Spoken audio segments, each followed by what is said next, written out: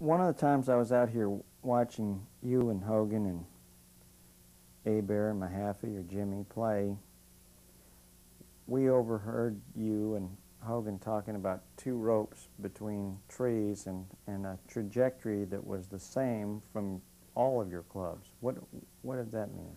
Well, that was a story I told him about. The PGA asked me if I would do a teaching clinic before some golf professionals. I did that I think in Memphis or in the South somewhere.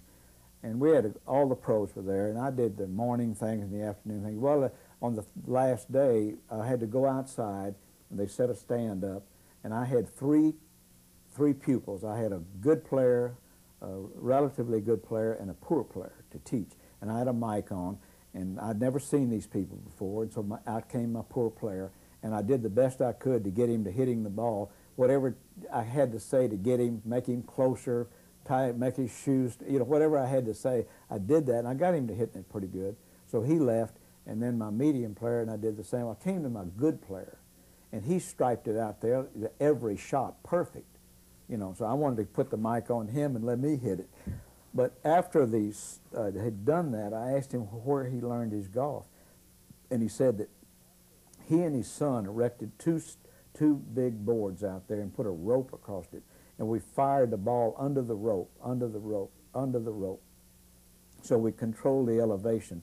That guy knew about controlling elevation in the beginning, because, Jim, it's like pitching coins.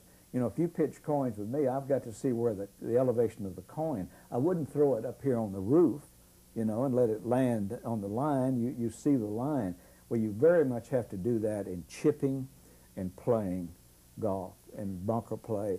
The good players, they see the elevation. Tell me about the trajectory that Hogan hit the golf ball on. What was it like? Very low. He controlled. He never let the loft of the golf club. He always took loft off of the golf club.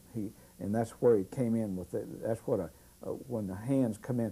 See, most people they make their mistakes, but they try to put loft on a club. They fall back.